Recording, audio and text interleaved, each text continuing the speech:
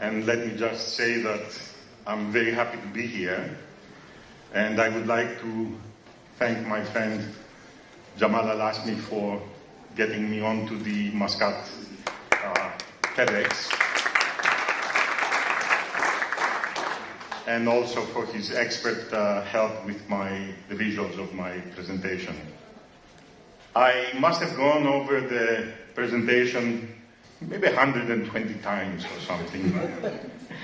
And to go back to what Firas said, I admire the fact that he managed to finish a couple of days before, or the day before, or whatever, because mine is going to take shape as it's being delivered.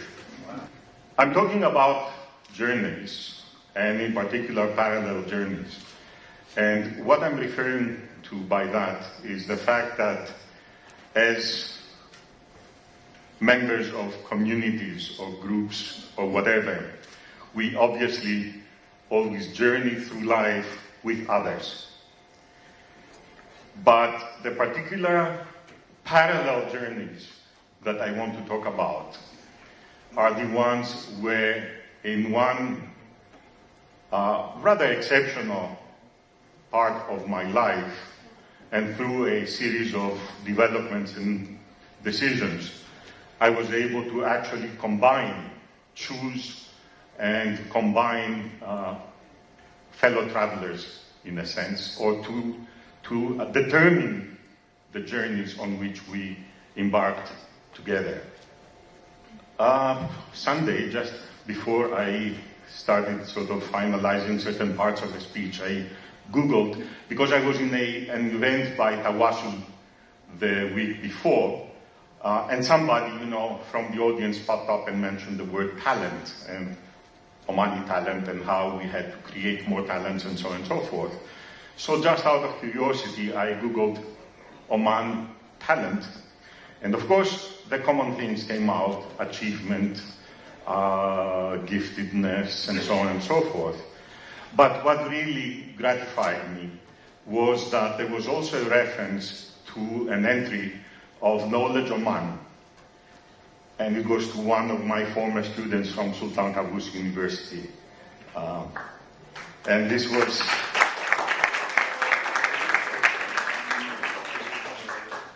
Al-Muhalab Al-Busaidi, about a computer that he had sort of put together on his own. And I have to say this story also because he was in a class of mine where we were pursuing project-based learning, you're familiar with, and the topic that I had chosen, the project for that particular semester, following Obama's election, was for the students to work out proposals based on feasibility studies to approach world leaders and ask them to divert some funds from defense budgets to peace work. And Muhalab's team, because all the work is done by teams in the class, Muhalab's team came up with the idea of asking for a decommissioned aircraft carrier which would be converted to a floating university to take in people from different parts of the world, Asia, Africa, and of course the Western world. And they worked on the proposal for the curriculum and all that, and go to different places which needed help. Okay, and station themselves, go out, do projects for development, and so on and so forth. So I was very happy to see Muhalab have this particular mention with Knowledge Oman.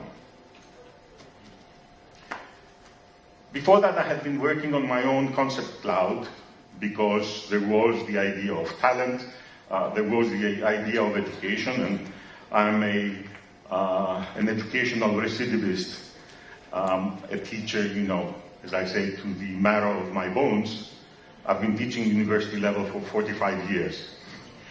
And I was able to mention to Firas that one of my students from the first class I ever taught in 1966, he must be late 60s now, my student. He has a website for organizational storytelling.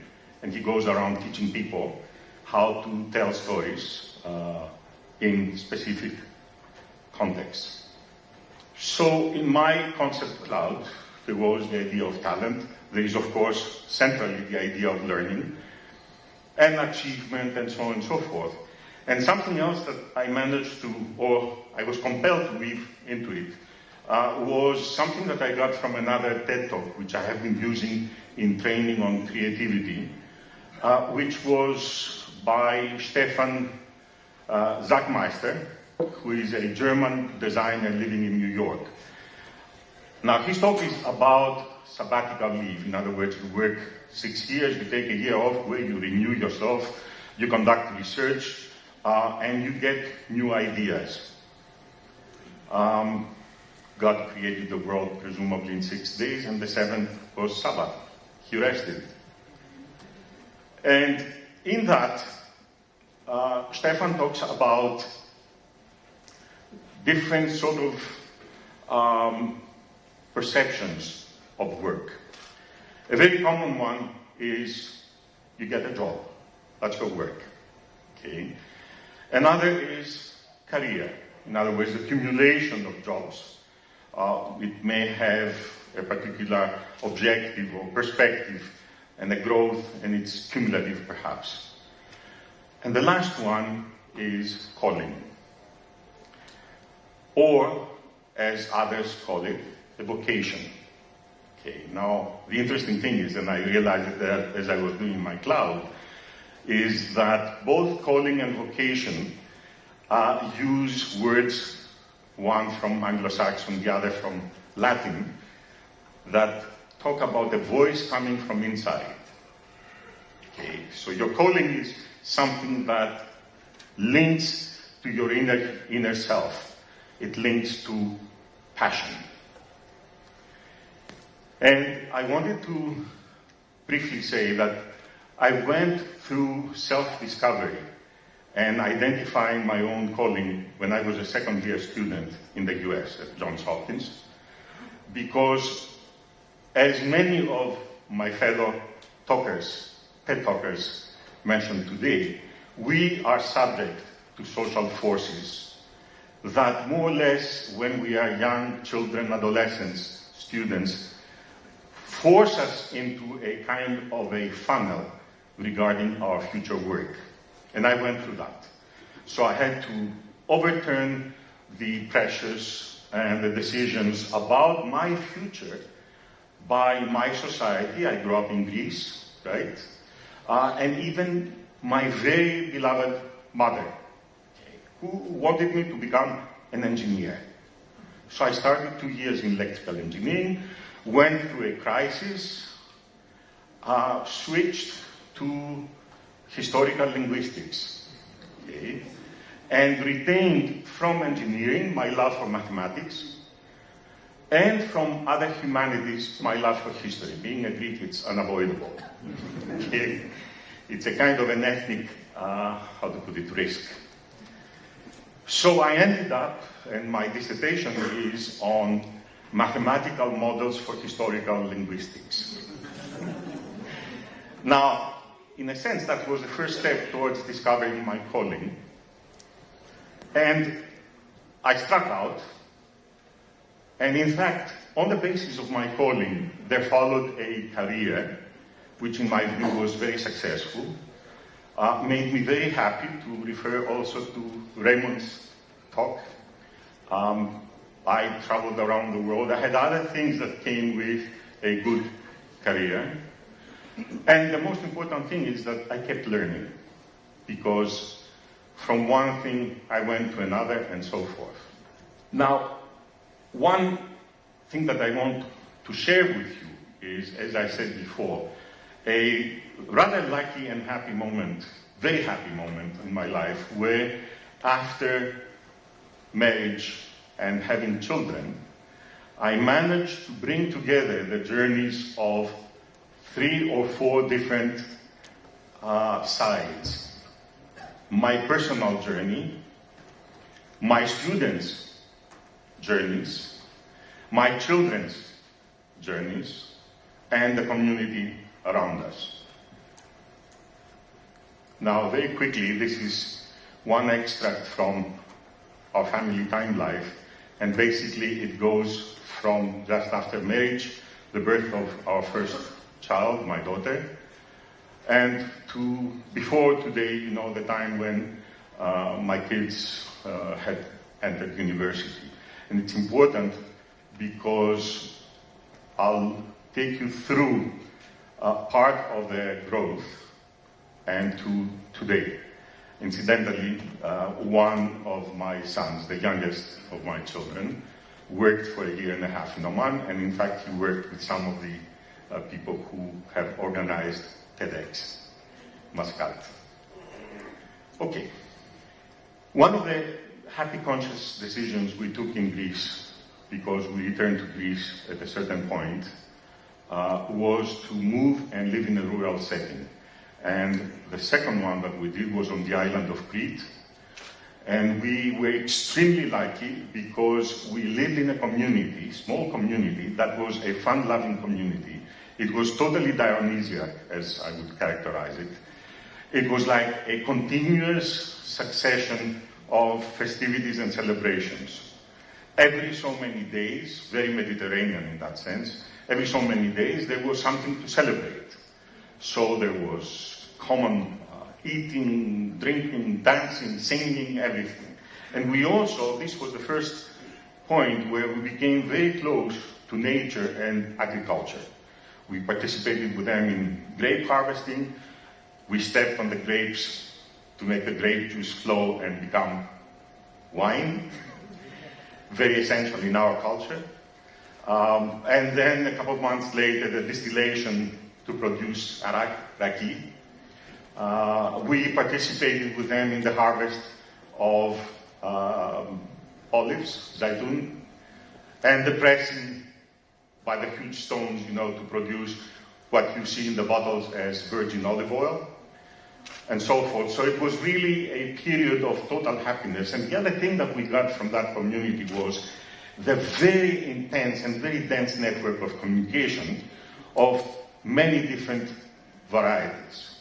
I mean, as part of the celebration, there was singing, there was joking, there was teasing. Afterwards, I can share with some of you some of the teasing because it was very bawdy, including teasing the priest and his wife, okay? And storytelling, news, and also something that I have not encountered in any other community I have lived, spontaneous poetry making. Like syair or whatever you can call it. I know that's the term they use in Malaysia. From there, I was teaching at the university. It was very interesting because I was teaching the Faculty of Education and my students were future teachers for primary and preschool. Then we did island hopping and transited to the University of the Aegean, Rhodes, where it was really for me the occasion to synthesize, to bring together all these different things, again, living in a rural community, as well as my two boys were growing. They were between 2 and 5, 4, 5, 6, and then proceeded. They started expressing themselves by drawing. Now, my area at that time was social linguistics. I have some colleagues in the audience. And what I was teaching the future teachers was the language development of children. But when I noticed how my own children were beginning to express themselves by graphic means, then I designed a new course, expanded the curriculum, 2 new courses actually, by looking into the communicative development of children, and I looked at all means of communication. And the most important, of course, for that particular course was, in addition to language, drawing. This was one of the earliest instances. One day I walked into our bedroom. My son, who was about 2 at the time, was sitting on our bed, white sheets. He had a marker, and he was going like, vroom, vroom, vroom, vroom. Saliva sort of going all over the place. And when I asked him what he was doing, I realized that he was drawing our young, bearded neighbor's motorbike, who was a doctor in the hospital. So every morning, Andonis, the doctor, would get on his motorbike and start it and go vroom, vroom, vroom, you know. So this was one of the first instances. Now this guy was younger, and at that time, of course, had no ability to draw or whatever. This is in Rhodes, where he had grown a couple of years. He's with one of my dear students, and you can see I find it an extremely touching situation of communication with her. In this one, his brother is on the carpet, and he's drawing. And the younger brother is on the side, looking on. This is where I started realizing the social situation, the social context in which many of their skills and abilities develop, including their ability to draw. Okay? Now, in this instance, I was sitting with a number of my students discussing one of the research. By the way, my students were thoroughly integrated with my family. They came over. Every evening, I drove as a family car something like a Baisa bus. Okay, so every day I would pack it with my students and my family, and we would go to a Greek taverna and have lunch, dinner, or whatever you call it, because it lasted from 3 or 4 until 9. And it was a situation where, again, we were very much integrated, talk politics or whatever. So this time, here we are, sitting at the table at the university discussing their project, and my young son is sitting there looking at one of the students, Alexandra, teasing her. He draws her and tells her that she has cavities on her teeth because she likes sweets, and then he makes a comment about the two objects under the mouth by telling her, and they are smaller than your teeth. This is an instance where I saw really from him the depiction of emotion. He came back from kinder, and his dear friend and classmate, Anna, had seen something, and she was crying after watching a film. Drama, you might say, but it was interesting to see his discovery and depiction of emotion. This is in Malaysia with a daughter of a couple of our friends. She's watching him draw, and then she looks at his drawing, and he is, with an expression of pride and accomplishment. We moved to Hong Kong, where he became aware of issues like environment and pollution. Those who have lived in Hong Kong, like Matthias, will recognize the plastic bag from Park and Shop. I brought home, as I said, paper from meetings and so on, and here is, what Noor produced on the back of notes from a seminar, little reference to Greek mythology. Here, on the back of a letter from a teacher about an assignment, he has drawn a Viking ship. Here you have animals feeding on the back of more notes from another seminar about winds of change. This was back in the early 90s, not shades. In Malaysia, we joined the Malaysian Nature Society and went with them bird watching. And here are some of his, actually, if you look at the real drawing, really fine drawings of details of birds. More environmental issues. He was upset in Hong Kong by the fact that the Chinese consumed shark's fin soup for wedding receptions. So he pulled a reversal and he had a shark wedding and probably human ears for the soup. The very other cruel culinary habit of eating live monkeys' brains. This is Noor's project during his architectural studies in Lisbon in Portugal. That's his older brother.